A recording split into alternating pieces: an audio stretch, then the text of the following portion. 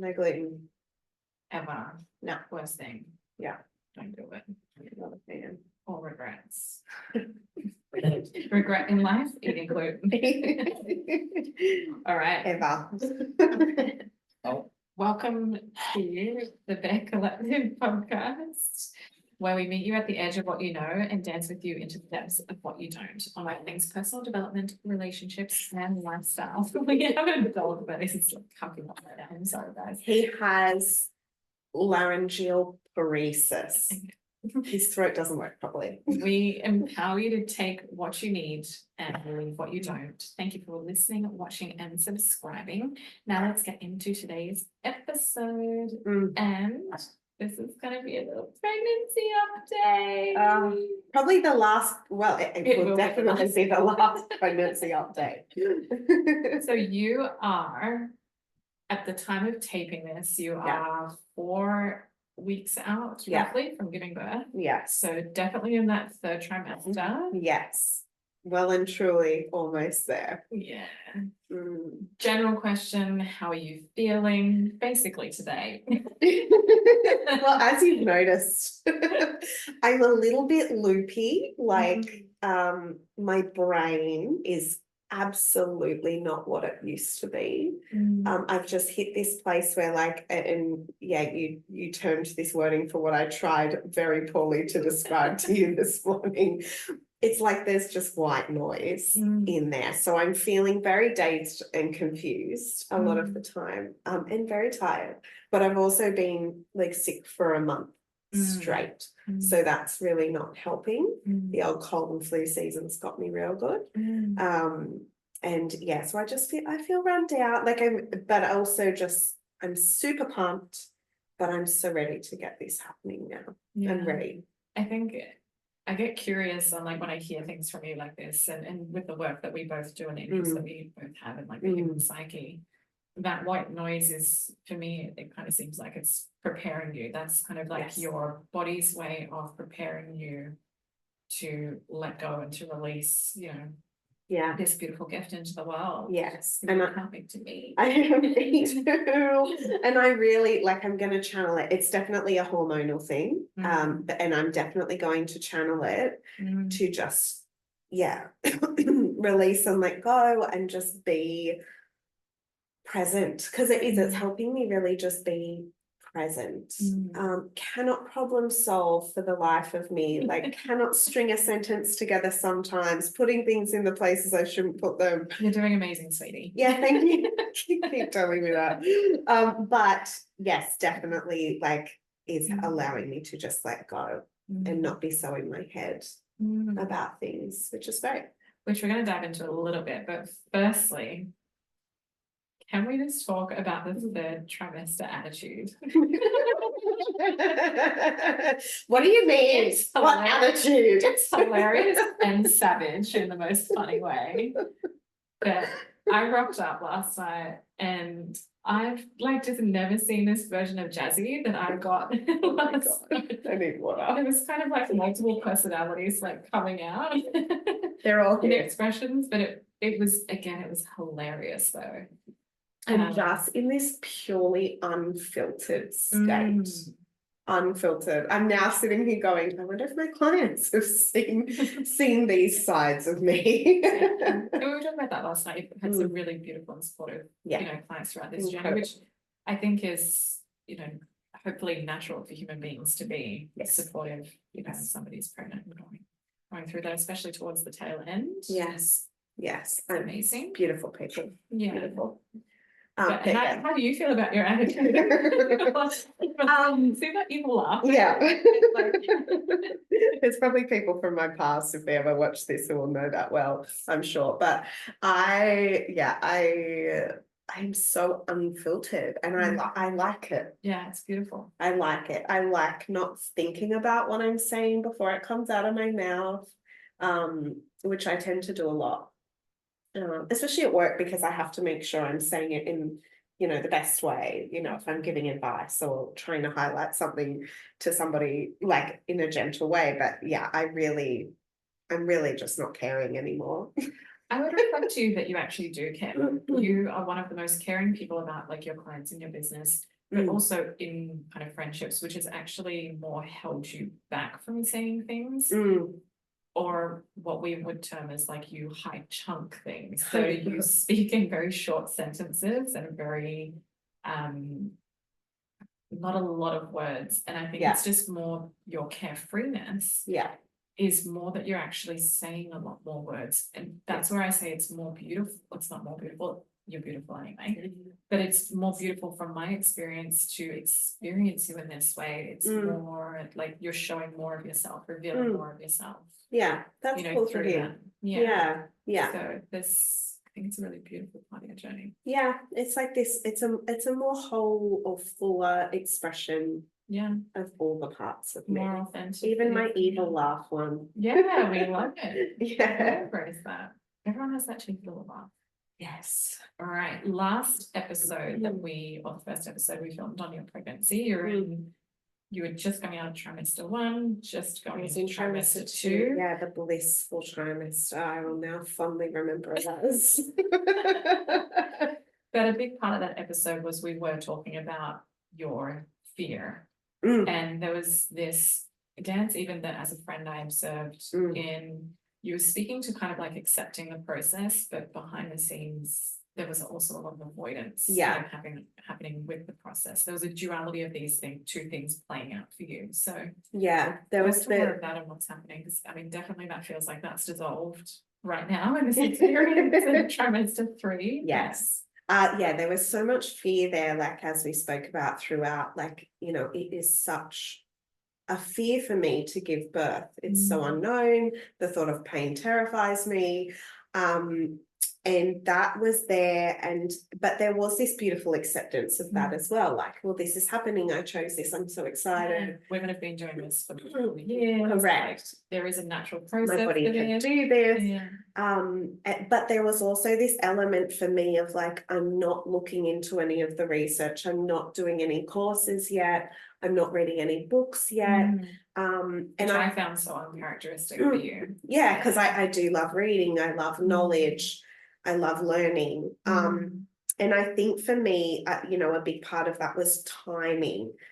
And then as soon as I hit this 3rd trimester, I've delved into the learning side and the knowledge side. And I've really found that knowledge is power. Like I feel quite empowered going in, knowing some of the tools that are going to help me as I face this thing that I've never done before.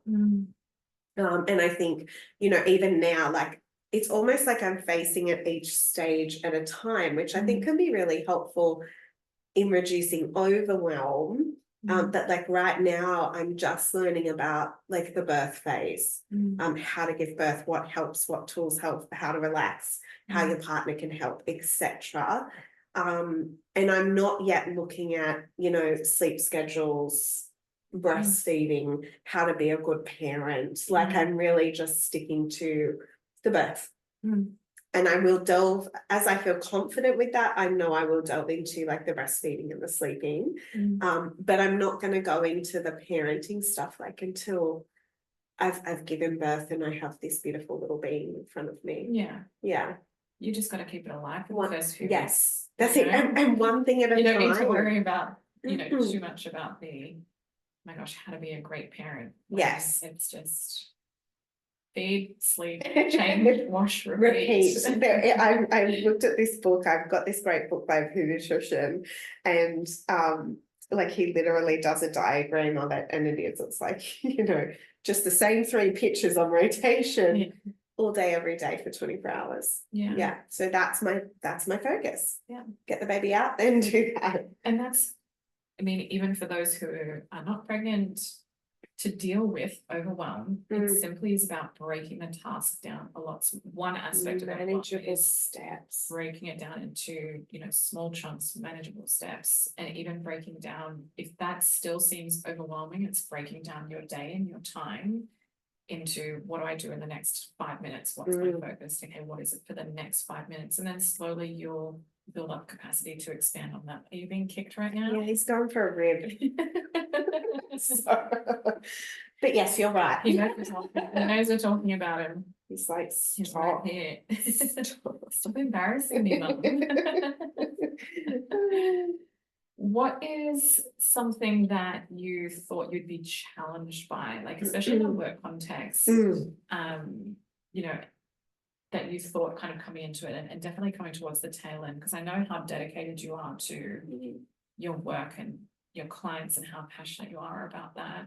Yeah. And I know that was a big kind of conversation, you know, multiple conversations that we've had around that. Yes. So what was, one of the things that you thought would be challenging that maybe isn't so challenging now, or how is it now? It's probably the thing that's evolved the most is definitely my attitude to work, and learning to step back. It was a very, like, I'd almost say a forced process at the start, because it's not something that I want to do. Even now, like, there's still part of me that doesn't want to step back from work in any way, that just wants to keep being there for clients, seeing clients, having those wonderful conversations, helping people. Like, that, there's still so much of me that wants to be present in that. So yeah, like, a big transition has definitely been stepping back from that and truly just accepting what will be will be. And so, for example, like, I haven't booked anybody in post mat leave. I've got this idea of when I want to come back and how I want to come back, and how I want to schedule that will suit me and Bob best, and also allow me to be there to help, you know, service the community. But I have not actually opened that up yet, and I will not open that until I'm ready. I'm being really firm with myself on that boundary. I think initially I was like, I'm going to come back in 8 weeks, like, I'm going to do this so fast.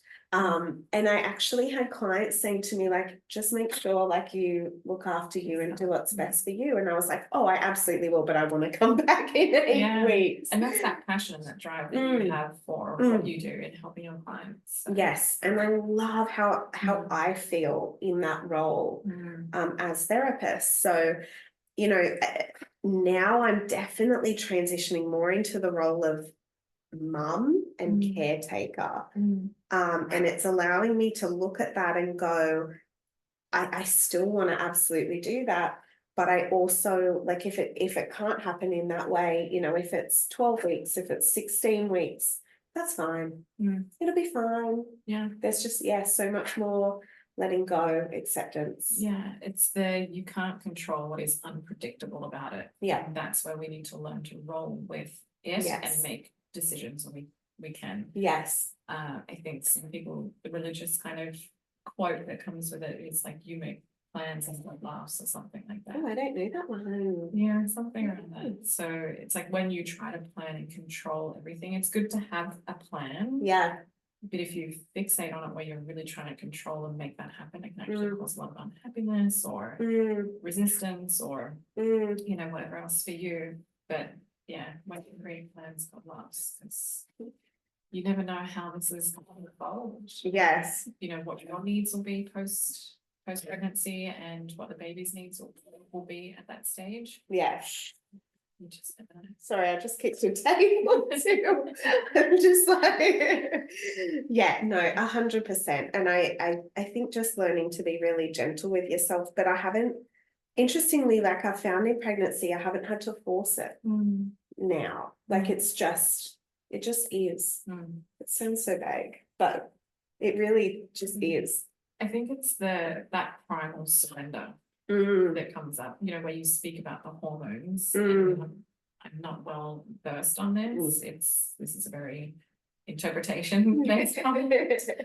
But again, women have been doing it for millennia. Right? Yeah. So I think those hormones are just really coming in and putting your body and your mind into that surrendered state for what it's about to go through. Yes. Yeah. Yeah. I'm prepping you for that. Yeah. Yeah. So I'm going with the natural state. Yeah. Yeah. We love that. Yeah. You also shared with me, we were talking again, just having our like huge catch-ups. You shared something really interesting, which I think can be super relatable for people, that they can learn from around you actually watching these videos about. Oh, about birthing and Yeah. yes. So I mean, look, there were two major takeaways for me. The one that I think is the most helpful for people is I didn't realize that a skill that I talk to clients about, that I practice regularly, is so important in the birthing process. And that is learning self-advocacy, being an advocate for yourself. Yeah. Including whoever's going to be with you in that birth suite, or whoever your main support person is, if you're not giving birth, like communicating with them on how you want them to advocate for you. And I really didn't realize how much of a part of this whole thing that was. And it was a lovely midwife who really started explaining that to me, and then it was in this training that I'm doing. And that's why people go in with these like birth preference sheets, and you put down even on there, like, you know, don't do this unless I beg for it, or, you know, this is the way I want you to communicate with me. So you're really training other people on exactly how you want to be treated. And you're really setting your boundaries so early. And they say to like send that to your caretakers before you go in, and then have it printed out and just sitting on the table for anybody who walks into the room when you're at the hospital. And I was just like, oh, like, you know, my own therapy taught me the importance of having boundaries. Even like around business, I now have a boundary document that I send out to clients before therapy starts, to be like, these are my boundaries, like, do you respect them, sign name here? And I can refer to those as needed with people. But yeah, which is such a great teaching tool when clients receive that, and I have that in my business. Yes. It's such a great teaching tool that when you're receiving those boundaries, that you can actually go, oh, okay, yeah, I can kind of respect this. Oh, this is an example of I can actually implement this in my life, because you know, boundaries and self-advocating through boundaries is self-empowerment. Yes. And yes. self-love. Yes. Yeah. Definitely. He's kicking strong, isn't he? He's going for it. He's really going for it. And he knows it's nearly lunchtime. But also, I mean, the other side, the other lesson that I learned that I didn't realize is that giving birth as naturally as possible is very much about stress management tools. So that's given me a lot of confidence too, in knowing I can practice those. Yeah. And I know what they are, and I know all about the fight flight response and cortisol and adrenaline, and you know, so that's been really empowering too. But mostly the self-advocacy. Yeah. Beautiful. How are you feeling? How's he doing the lead up in these kind of fun for you? Yeah, he says he's ready. Yeah. We'll see. We'll see. I think he's I think it becomes a lot more real for him as I slow down. And I've really noticed I've really slowed down. Like getting upstairs is hard. You know, we walk the dogs every morning. He's now pushing me up the hills from behind. Like it's a real, he's had to take on, you know, I've been a really independent partner in a lot of ways. I say that whilst also acknowledging that he does cook dinner for me every night. And he's delicious food. He's a very good cook. So, you know, he's always got those roles that he's played, but I have found like, yeah, he's having to step more into doing a lot more and with complete amount of grace. And so I think he's, you know, I think you do go back to that primal thing again of like the protector. And I think he's excited to have these roles to advocate for me in the hospital. You know, I can see him flourishing in that space. Like, so you really do, it's like you step into the primal where I get to let go and surrender, and he gets to take on the like protective role. Yeah. And that's kind of where it goes back to like, we have everything inside of ourselves. We have what we need, just that we need to unlock that and learn that. Yes. Yeah. Is there anything you think at this stage, like just knowing what you have known about pregnancy and your first pregnancy, is Mm. there anything that you'll miss about being pregnant? And the opposite, like what won't you miss? Oh, that's a good question. I will miss the level of connection that I feel with this little one while he's within me. Like having him inside of me, it really is a bond that, like, I can't really describe words for it right now, but I will miss that. I will miss that. Yeah. Like the kicks, I'll miss it. Yeah. What was the next question? What was the other part The of the opposite question? side, Yeah. what won't you miss? I will not miss. Oh, yeah. I think for me, I'm feeling really like incapable in a lot of ways because I was such a fit, healthy, strong person. Like actively, I cannot do what I'm used to being able to do. I'm not feeling as capable. I won't miss that. I want my capability back. I do want my brain back. I might leave the filter out, but I really want my brain back. Yeah. I want to be able to think on the spot and think in depth about things. Yeah, without feeling like there's like a trumpeter in there just kind of tooting away. I'm just seeing that like Simpsons episode where like you see Homer with the little the clown on the bicycle and it's just going to Oh my gosh. That's kind of like what's happening. I'm there. Again, primal though. I really believe that it's necessary. So I respect it, but I won't miss it when it's gone. Yes. Best advice you've received so far? Oh. I think it came from my mum. She was like, you can do all these courses and learn all you want, but when you get in that room, none of it might matter. Everything might change in an instant, and that's okay. And I really liked that advice. Yeah. Worst advice that you've received so far, or just most useless piece of advice? Oh. I wouldn't say any advice has been useless. I really appreciate people's comments and I take them in. But I think you have to know not to take on everybody's advice. So I don't know that any advice is bad, but just you need discernment. And you need to be able to go, that's not necessarily for me. Yeah. I like that. Yeah. And just to wrap up, we're going to play a little game. Oh boy, I don't like games, but we'll go for it. An easy one. All right, good, make it easy.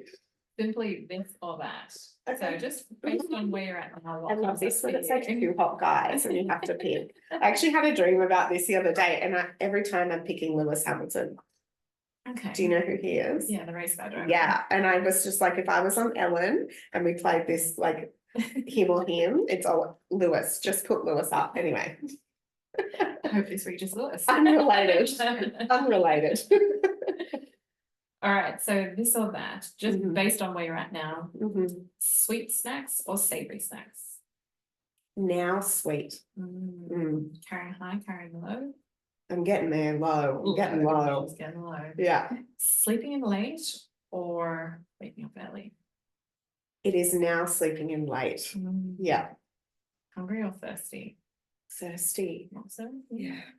Soft skin, dry skin? Soft skin. Leggings, dresses? What? Leggings or dresses? What are you more kind of like prone to wearing? Leggings. Leggings. Leggings. Only because I haven't found dresses look attractive anymore. At this stage. At this stage. It's the sack stage. Sick as a dog or not too sick? I'm sick as a dog. Am I going with what I am? Just what you are now. Oh yeah, sick as a dog. Very present. I'm so unwell. This one, your pregnancy brain, normal brain. Brain for sure. Takeaway or home cooked? Home cooked. Give it to me. Sandals or trainers? Trainers. Sandals are never okay. Graceful or clumsy? Clumsy. I spill, this is my water bottle. It's huge. I have a 2-liter water bottle.